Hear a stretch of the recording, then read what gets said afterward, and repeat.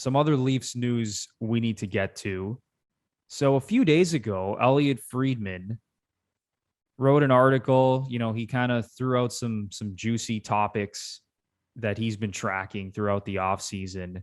And one of those things is Ilya Mikheyev, who, according to Elliotte Friedman of Sportsnet, asked the Leafs for a trade this offseason. But the Toronto Maple Leafs made it clear that they did not want to accommodate his request. And what Friedman continued to say in his article was that the organization told Mikheyev it considers him a key part of their team and are counting on him to have a big year. And at issue appears to be his role and ice time heading into the final year of his contract. So Ilya Mikheyev signed a 2-year contract for $3.29 million. And obviously he's been in the bottom 6 his first 2 years in the league. But it kind of caught me by surprise.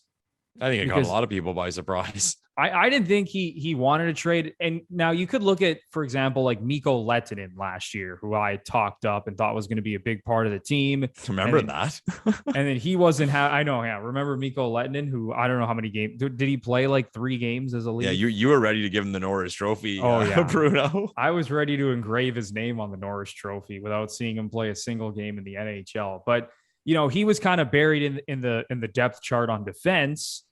And he asked for a trade, and the Leafs ended up dealing him to Columbus. So it kind of seems like it's the same situation. I think Mikheyev views himself as more of a top 6 forward and maybe wants an opportunity to play with Matthews, Marner, Tavares, and Nylander. But just to go through his numbers. So his rookie season, it was really solid. 8 goals, 15 assists, 23 points in 39 games. He averaged over 15 and a half minutes of ice time. And then obviously his season was cut short when he suffered that cut to his wrist. It was a freak incident, and he missed, basically half of the season. But he was 8th among Leaf forwards in ice time that year. And then going into his second year, he struggled. Only 17 points in 54 games. His shooting percentage went down, and his ice time went down as well to just over 14 minutes a game. But once again, he was 8th among Leaf forwards in ice time per game. So the first 2 years, he was 8th among Leaf forwards in ice time. So, he hasn't really proved, Lepore, that he can be a top 6 forward on this team. Like, the talent is there. The speed is there. The talent is there. Yeah, easy. The talent, the speed is there. But it's the finishing ability. My goodness. My God. Like, the finishing ability is just, it's brutal, honestly. Ilya, brutal, man. So what are your thoughts on this Mikheyev situation? You said that you were definitely caught off guard by it, but what's your take on the situation? It's weird to me, because what I would ask him is, okay, you want this trade out of here. Number one, he just signed. So the guy just signed. So, you agreed to that deal, number one. Number two, if I asked Ilya Mikheyev, do you think you have played above expectations? No. Like the advanced stats guys love Mikheyev. But let's face it, the numbers aren't there. It's not like he's this like guy who's got a lot of talent, but he's down in the lineup, so he's not getting opportunities. He's Ilya Mikheyev. He's a third liner. He's an energy guy. That's why I just find it weird. I'm more just intrigued. Like what situation is he looking for? Really?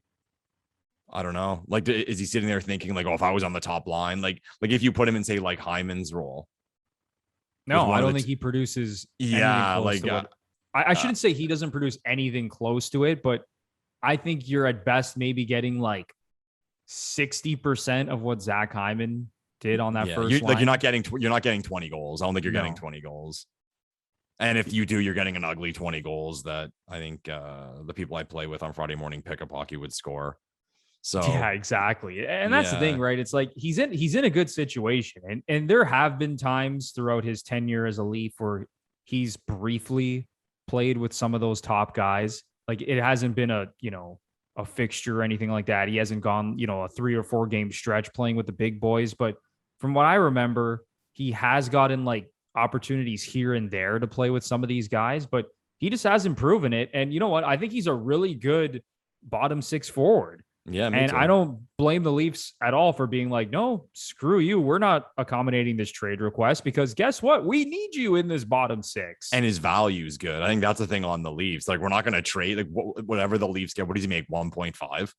Like whatever the Leafs get back is going to, say if it's equal to Mikheyev, is most likely going to be more in terms of price. And no one's going to give like a good young player, like a good prospect for Ilya Mikheyev. So it's a weird one. I mean, the Leafs have the leverage, so we'll see where it goes. And unlike Riley, Mikheyev being a guy who walks at some point is not devastating. So yeah, I don't know. Mikheyev, 26 years old. He's got one more season at just over 1.6 million. So yeah, I mean, he's a valuable guy to have in the bottom six. He's fast. He can kill penalties.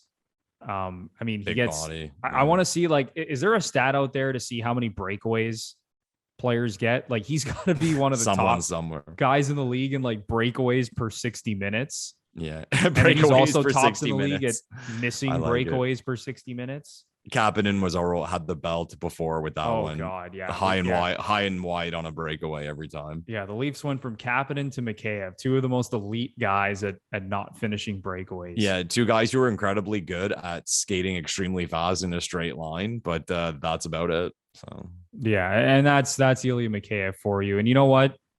Hopefully he proves himself this year, and then he can do whatever he wants, whether he wants to leave as a free agent, whether he wants to stick around. So yeah, another kind of interesting storyline that no one really saw coming until Elliotte Friedman reported this news a few days ago. So we're going to have to keep track of that and see if Ilya Mikheyev is happy and comes to training camp motivated and ready to prove himself.